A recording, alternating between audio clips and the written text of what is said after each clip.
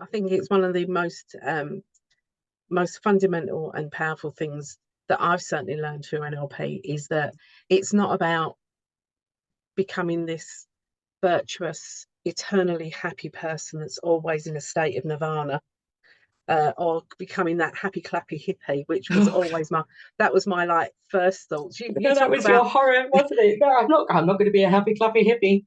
no.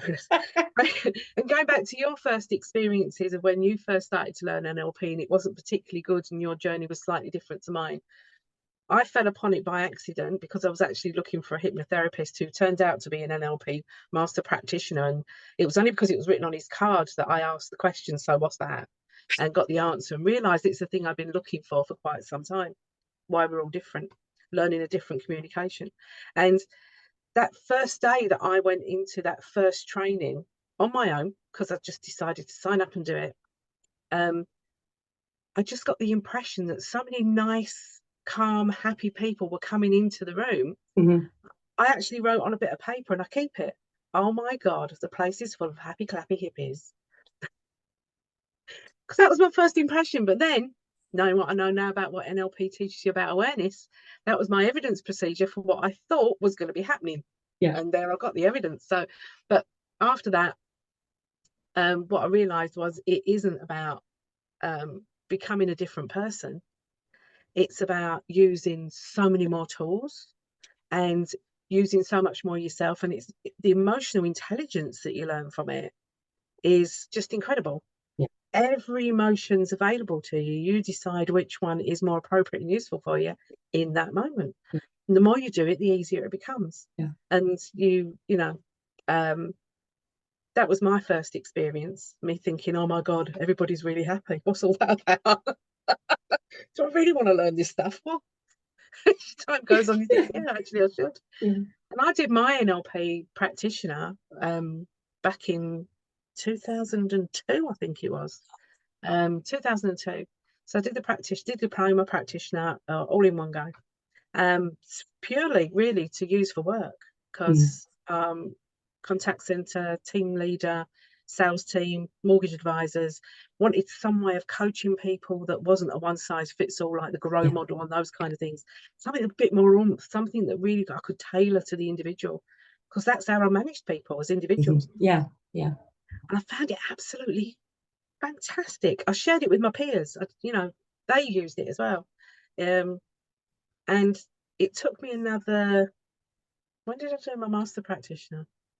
Not till 2018, no, 2017. So it took me 15 years. Yeah. So you said, Oliver, please give me some more. I was like, okay, I've got a practitioner. I don't need anything else. Yes, I'm up. And it was giving me everything that I needed and more. I didn't feel the need to go any further. And it wasn't until 15 years later that I thought, yeah, I'll do the master practitioner. I had actually initially been put off of it by some comments from one person that done the practitioner, and it sort of like sat in the back of my mind, and it did that thing that once you once you've been given a piece of information that can put you off, it just sat there in the background. But then I thought, no, what's the worst that can happen? Come on, I'm going to do this now. Yeah. And I was so pleased I did, because the master practitioner, I didn't think I needed to learn anymore doing practitioner.